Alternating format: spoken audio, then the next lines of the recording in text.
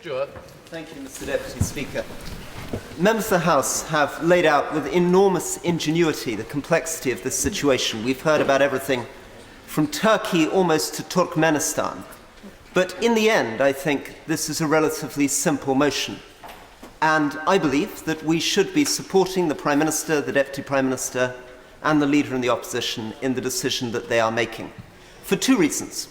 One is that airstrikes in and of themselves are a sensible response to the problem that we face, and the second is because of the caution and the focus which they're bringing to defining the wider mission.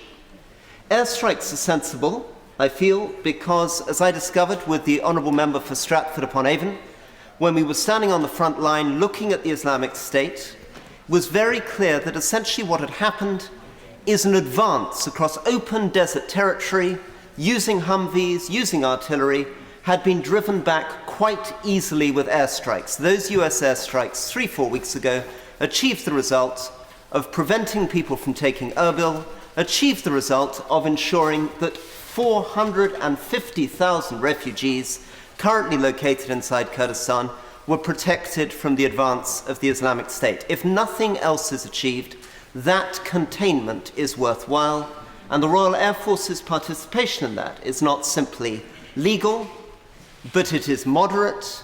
There are reasonable undertakings on behalf of defending our troops, but we're also achieving an important humanitarian objective. Great. Giving way. Does he therefore disagree with the Honourable Member for Bradford, who said that this is a force that cannot be contained by air attack because they have no presence on the ground? His experience would rather suggest the opposite.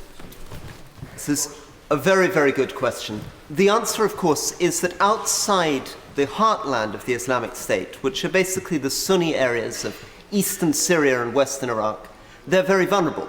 When they move across open terrain towards Shia-controlled areas around Baghdad or into Kurdistan, they're out miles into the desert. They have nobody to move amongst. This idea that the Honourable Member presented them swimming amongst the population only makes sense in the areas around the Sunni Triangle, Mosul, Deir ez-Zor, Raqqa, but doesn't make any sense in the Kurdish and the Shia areas. So the notion of containing through airstrikes is sensible.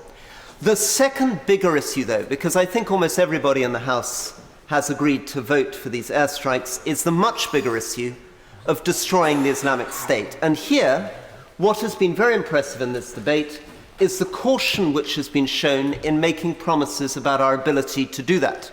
We have been here before.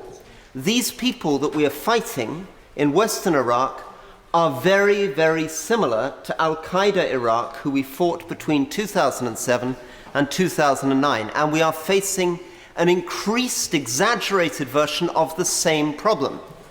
Problem number one, we do not control the borders. That's most obvious in relation to Syria, but we also have a problem with Turkey. Number two, there is no trust currently amongst the Sunni population in the government in Baghdad, and they'll find it very difficult, even more difficult than they did in 2007, to trust us again. The third problem, of course, is that there is very limited will amongst the Iraqi army to actually get into those areas. The Shia elements of the Iraqi army will be reluctant to go into Mosul. Kurds will be reluctant to go into Mosul, and even if they could be convinced to do so, they would find it very difficult to hold those areas because they would be perceived as an alien occupying force. That means, therefore, that all the honourable and right honourable members that have spoken about a political solution and a regional solution must be right.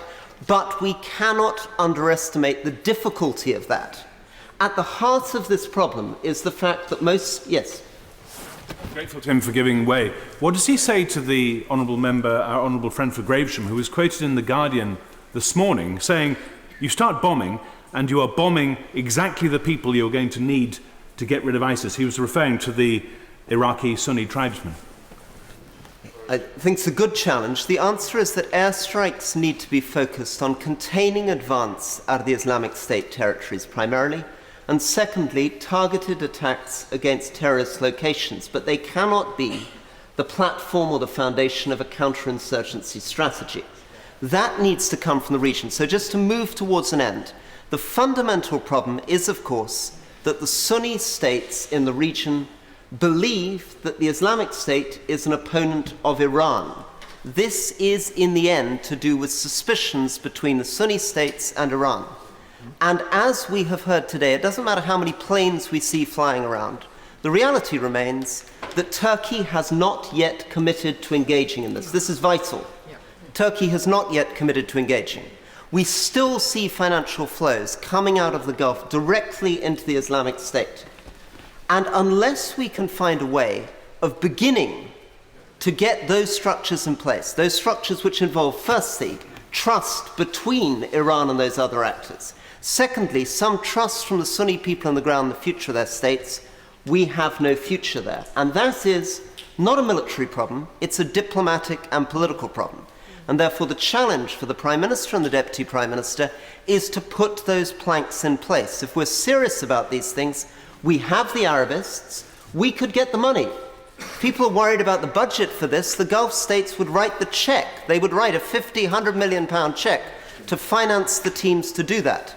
It's slow, patient work. We must get out of the black and white mentality of engagement or isolation, surge and withdrawal, and instead show through a light, long-term diplomatic and political footprint the seriousness which should define this nation.